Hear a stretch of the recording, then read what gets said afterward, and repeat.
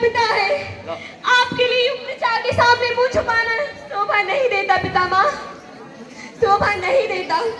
देखिए मेरी ओर देखिए, मैं गुरु मर्यादा के आगे लगा हुआ एक प्रश्न चिन्ह हूँ।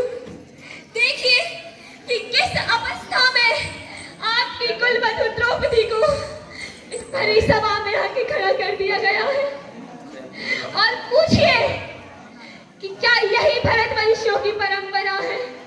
आपके मुझे यह सुनकर मैं चुप हो जाऊंगी पितामह, मैं चुप हो जाऊंगी, मैं चुप हो जाऊंगी। मैं जिस वंश की हूँ उस वंश की कुलवधुओं की सम्मान करना लोगों का कर्तव्य है, परंतु हर परिवार की अपनी परंपराएं होती हैं। कृपया कर मुझे बताइए पितामह कि भरत वंशियों की क्या परंपरा है, मुझे बताइए कि भरत वंशियों की क्या परंपरा है, मुझे बताइए कि भरत वंशियों की क्या परंपरा है।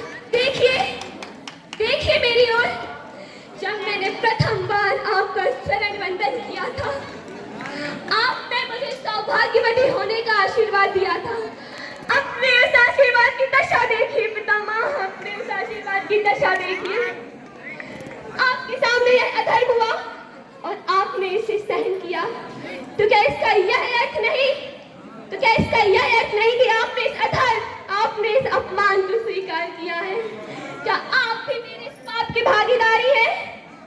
यदि नहीं तो उठाइए अपना धनुष और छेद दीजिए उन जीवों को जिन्होंने आपकी कुलवधु द्रौपदी को दासी कहने का दुस्साहस किया है, जिन्होंने आपकी कुलवधु द्रौपदी को दासी कहने का अपराध किया है। आप तो पाप की वृक्ष की छांव में बैठी है पितामह, उठ जाइए पितामह, उठ जाइए। आपको शास्त्रों का ज्ञान है, मुझे बताइए कि वह व्यक्ति जो स्वयं को जुए में हार चुका हो, वह कौन होता है किसी और के आत्मसम्मान, किसी और के स्वाभिमान को दांव पर लगाने वाला? मैं अपने प्रश्न का उत्तर मांग रही हूँ पितामह, और आपकी यह लज्जित मौन अवस्था मेरे इस प्रश्न का उत्तर नहीं हो सकती, क्योंकि आज यह प्रश्न आपसे द्रौपदी नहीं कर रही, आज आपसे प्रश्न कर रही है देश की नारी जाति, आज आपसे प्रश्न कर रही पृथ्वी जो सभी प्राणों की माँ है, आज आपसे यह प्रश्न कर रहा है देश का भविष्य जो आपके पूर्वज महाराज चक्रवर्ती भरत के सानिध्य में है। मुझे मार्गदर्शन कराइए पितामह, मुझे मार्गदर्शन करिए गंगा पुत्र भीष्म पितामह, मुझे मार्गदर्शन कीजिए, मुझे मार्गदर्शन कीजिए। मैं आपसे यहाँ नाटों की बात नहीं कर रही, मैं आपसे आज मेरे उस अपमान की बात कर रही हूँ जो पिघल कर अश्रु बनकर मेरे चक्षुओं से निकल रहा है।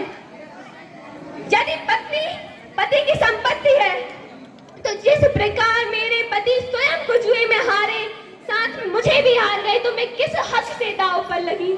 और यदि पत्नी पति की संपत्ति नहीं, तो किस हक से मेरे पति ने मेरी आज्ञा बिना मुझे दांव पर लगाया था पितामह, मुझे दांव पर लगाया था। आप इस विषय के बारे में आपके वंश की मर्यादा क्या कहती है? इस विषय के बारे में आपकी वंश की मर्यादा क्या कहती है पितामह, क्या कहती है? और कृपया कर आप मुझे पुत्री से संबोधित ना करें, क्योंकि अगर आज मैं भरत वंशियों की पुत्री होती तो आपने इस प्रकार इस मौन अवस्था में रहकर मेरा यह अपमान, मेरा यह तिरस्कार नहीं सहा होता। मुझे कुलवधु कहिए, मुझे कुलवधु कहिए, क्योंकि मैं देखना चाहती हूँ कि इस भरी सभा में द्रौपदी की इस अवस्था में आपकी जिह्वा उसको कुलवधु कहती हुई लड़खड़ाती है या नहीं? उसकी जिह्वा आपको कुलवधु कहती लड़खड़ाती है या नहीं?